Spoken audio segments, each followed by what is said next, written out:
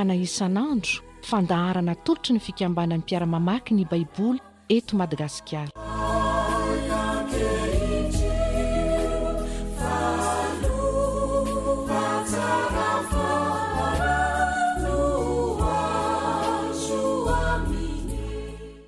Ampitomboinao amintsika rehetra mandrakariva ny fahasoavan'ny tompo ry havana.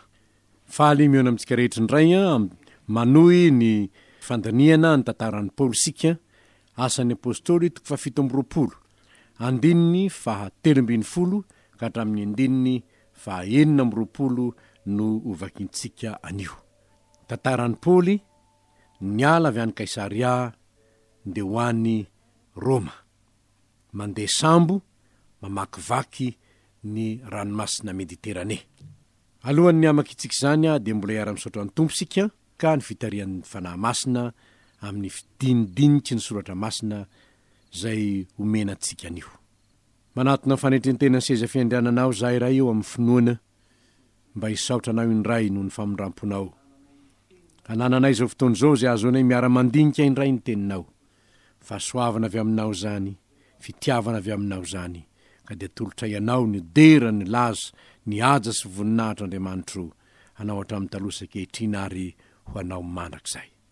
Handinika izany teninao zany ray zay zao. Mangataka fahazavan-tsaina izay tompo. Ianao fanahy masina mihitsy no sady ampitenin'ny mpanompotsy maso zay hanazava ny teninao no anokatra ihany koa ny fony zay rehetra miaino. Mba hitondra fiaina mbaovao anay mandrakariva tompo. Ny fahalalanay ny sitraponao hankatoavinay. Amin'ny anaranao Jesosy malalanay io no anaovanay izany vavaka izany. Amen. Asan'ny apôstôly 7 andininy 9 ka hatramin'ny andininy 9. Vakintsika amin'ny anaran'ny tompo izany. Raha nitsoka malemy ny rivotra avy tany atsimo, dia nataony fa efa nahazo zay niriny izy, dia niala teo izy ka nandalo akaikin'ny Kreta. Ary tsy ela, rehefa afaka izany, dia ny fofofofnidina avy teo ny tafio-drivotra mahery atao hoe Eurakilona. Raha nipaony rivotra ny sambo, ka tsy nahato azy, dia navelanay avezivezina izy. Raha nandeha faingana nanaramorona ny nosy atao hoe Kauda, ny azo ny ilany takon-drivotra zahay, dia saika tsy nahazo ny salopy. Ary rehefa nakarina izany, dia novaorana manodidina ny sambo. Ary natahotra izy, fandrao hiatra any amin'ilay fasika mandrevo, dia napidina ny lay, ka navela ny andeha ho azy ny sambo. Ary raha nasiany rivotra mafy zahay, dia nanariana ny entana no ny ampitso. Ary ny ampitso indray, dia nariany tanany ihany ny fanaka teo amin'ny sambo. Fa rehefa tsy hita ny masoandro na ny kintana hatramin'ny andro maro, ary tsy kely ny rivotra zay namely, dia tsy nanantena ho voavonjy intsony izahay. Ary rehefa tsy nihina-kanina ela izy ireo, Paoly dia nitsangana teo fovonika nanao hoe, ry tompoko lahy eo, tsara raha ho niaino ahy ianareo, ka tsy niala tany Kreta, mba tsy ho nahitana zao fahasimbana sy fahatiantoka izao. Ary ankehitriny mananatra anareo aho mba hatoky, fa tsy hisy ho faty ianareo, ny sambo ihany no very.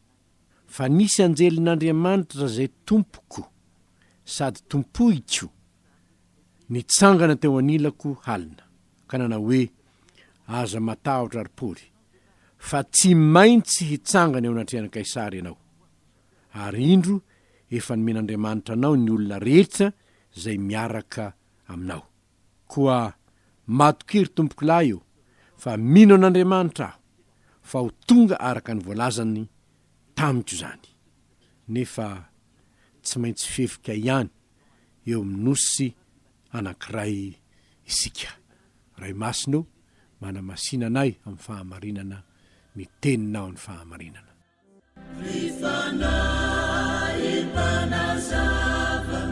Miandrandrana zahay, azaela fatongava, tao miny fanahina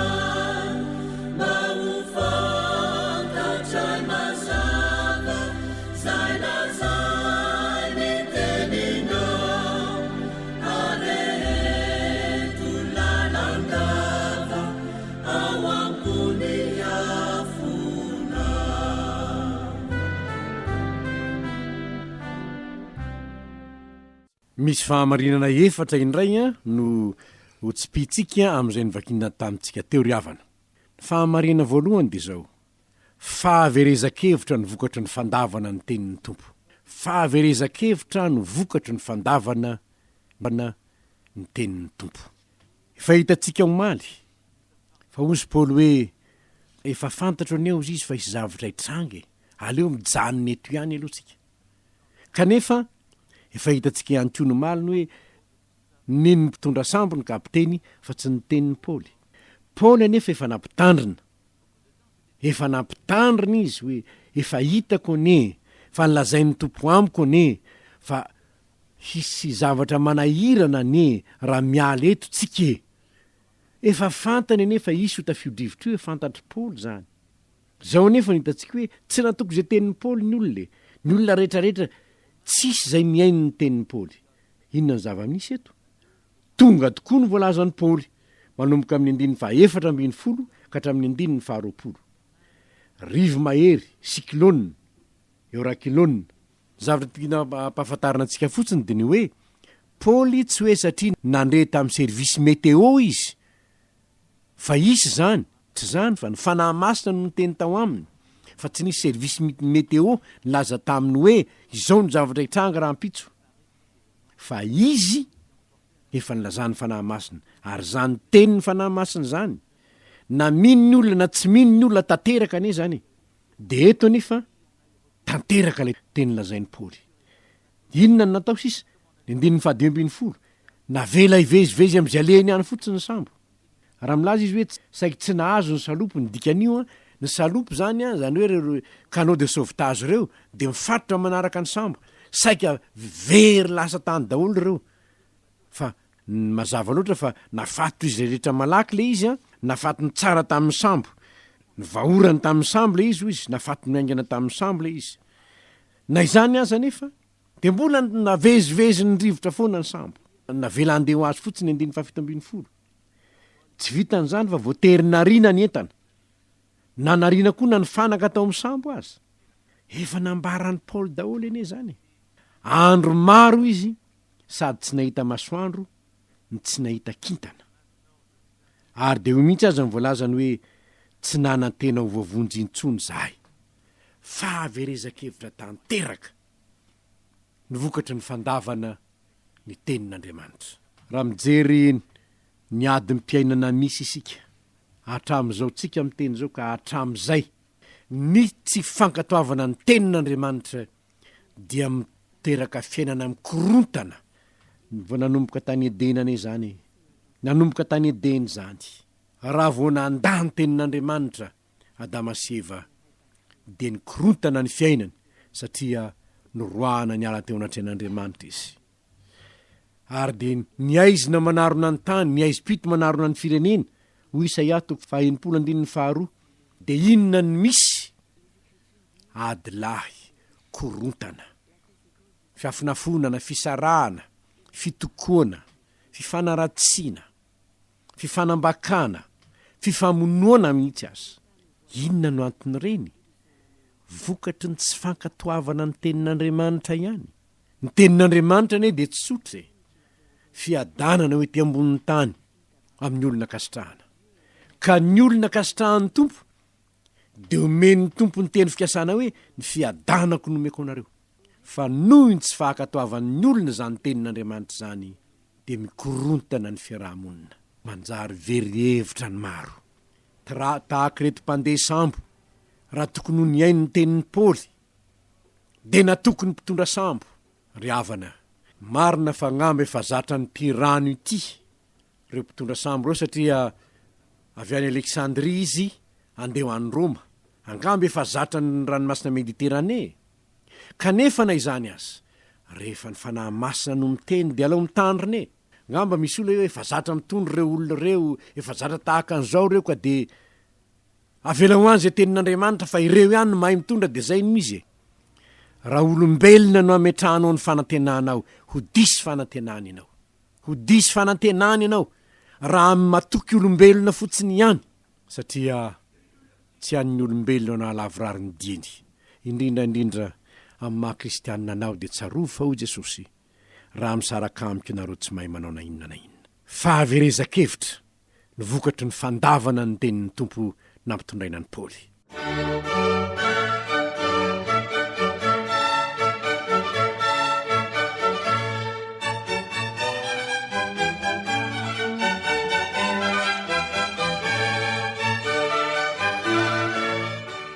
Fahamarina faharody zao, nampahatsiaro tena reo niaraka taminy anefa Paoly. I Paoly ny zavatra nataony ve? Tsy sanatria hoe nandatsy izy akory, fa nampahatsiaro tena azy izy. Tsara raha ho niaino ahy ianareo. Ianareo anie tsy niaino e. Tsy niaino ahy ianareo. Efa nilaza taminareo aho, tsy niaino ahy ianareo. Ary satria tsy niaino ahy ianareo de zao, tokony bebaka amin'ny tompo ianareo e. Noho ny tsy finonao ny tenin'ny tompo. Ry havana, raha misy zavatra miseho eo amin'ny fiainana, na amin'ny fiainanao manokana zany, na amin'ny fiainam-pianakavianao zany, na amin'ny fiainan'ny orinasanao zany, na amin'ny fiainan'ny firenentsika zany, raha misy zavatra mikorontana, mahavery fanantenana, fanontaniana petraho de ny hoe, moa ny ainy ny tenin'Andriamanitra ve aho? So de misy ota kosa nataoko, na atongo zao zavatra zao. So de misy fahadisoko tokony bebahako, na atongo zao zavatra zao. Anontany tena ny tsirairay. Amin'ny fiainanao manokana hoy aho. Raha misy zavatra tsy mety ary manjary mahatonga anao fahaverezan-kevitra eo amin'ny fiainanao, de anontanio alohan'ny tompo hoe inona tompo ny tsy nety nataoko. Fa neny Paoly eto de nampahafantariny ny olona ny tsy nety nataony, ny tsy fihainoany ny fampitandrema ny fanahy masina. Satria na tiana na tsy tiana, hiteraka fahaverezan-kevitra ny tsy fianona ny tenin'Andriamanitra araky ny fahamarina efa hitantsika teo aloha.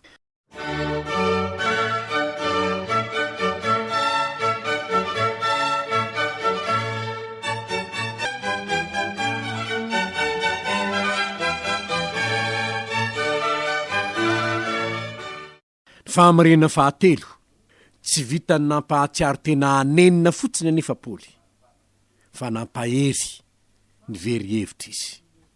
Nampahery ny very-hevitra izy. Ary zany ny fomba ny fanahy masina.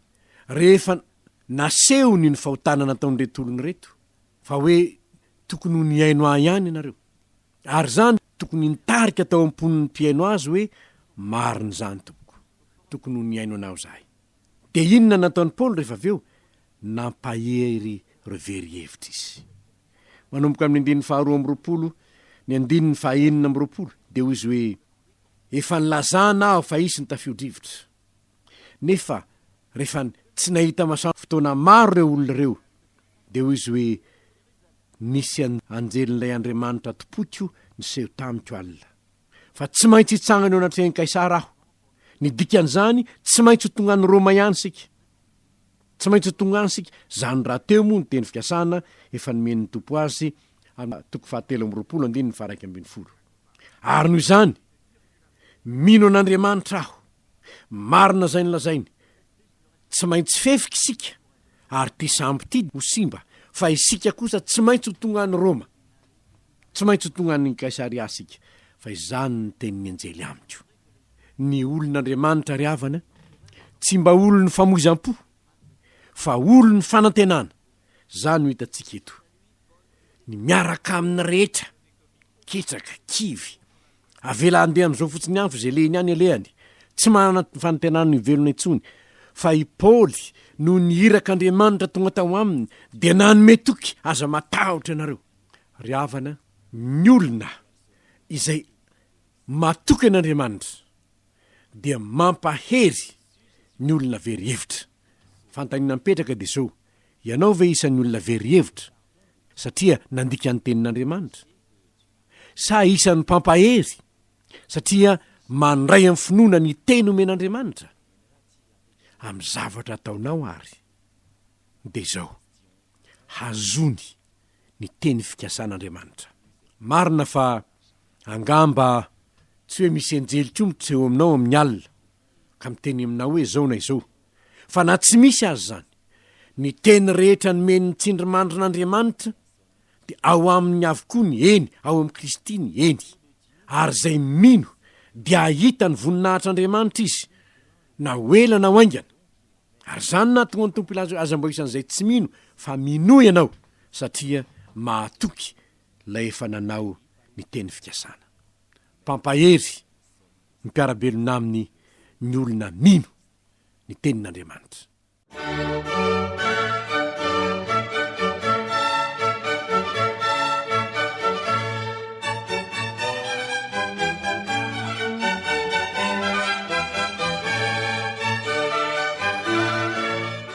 Nefa koa fahamarinana farany, tsy mpampahery fotsiny ihany izy, fa loharanom-pamonjena.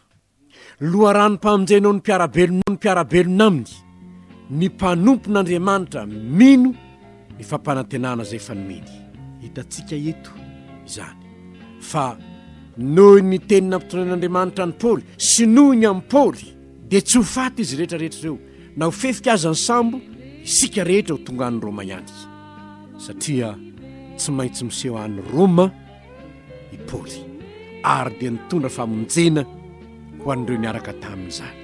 Tadiditsika moa Josefa, natahotra ny maizany Josefa, kanefa nanjary famonjena ho an'ny ankohonany zany, satria avy any an-tranomaizina izy ho nampiakarina Prime Ministre. Tadiditsika moa Noa, izy no voasoratra hoe lehilahy marina tamin'ny androny, fa ny rehetra naloto sy simba ny tany teo anatrehan'Andriamanitra. Nefa Noa lehilahy marina dia nitondra famonjena ho an'ny ankohony. Jesosy na dia nandrakotra ny tany aza ny aizina, ary ny fara teo aminy teo ambony hazo fijaliana ny aiziny pito, ny nahafatesany teo amin'ny hazo fijaliana dia nitondra famonjena ho antsika. Hitantsika eto Paoly, na dia mpifatotra azy izy, dia olona meloka ny fijery azy, nefa olona niaina niaraka tamin'ny Tompo, nino ny tenin'ny Tompo, dia izy ho nanjary mitondra famonjena ho an'ny mpiarabelona aminy. Ry havana, Andriamanitra ve dia ampiasa olona izy hitondra famonjena ho an'ny fireneny, rehefa naniraka an' Jesosy zanany teto amin'izao tontolo izao, ka maniraka mpanompo koa izy hiaina ny filazantsara ary hitory zany filazantsara zany.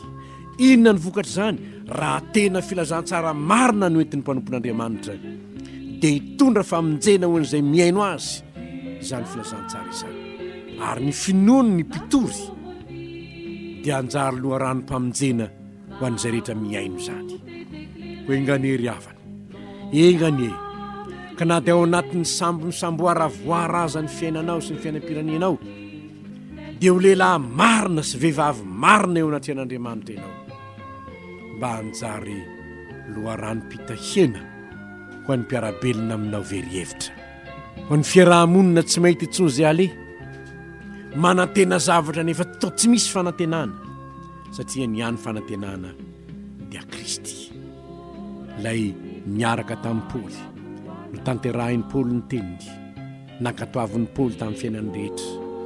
Enganika mba ho isan'ny Paoly kely eny rehetreny isika, mba hitondra fampaherezana ary hitondra famonjena ho an'ny mpiarabelona amintsika, ny fisiantsika eo anivon'izao tontolo izao, araka ny fanazain'ny Tompo hoe ianareo no fanasin'ny tany.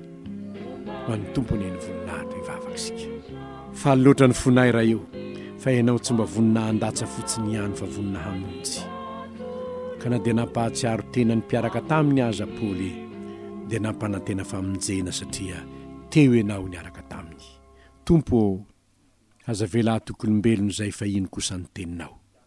Aza vela voareborebo ny fampianaran-tsamihafa misy eto amin'izao tontolo izao zahay, fa atao kosa ny teny fikasanao. Dia vonjeo ny taninay, ary mangataka aminao zahay, ampiasao arak'izay sitraky ny fonao zahay Tompo, mba hitondra famonjena, mpiara-miasa aminao eto amin'ny firenenay, ka ho tonga ny fanjakanao ary atao ny sitraponao. Amin'ny anaranao Jesosy io no anaovanay izany vavaka izany.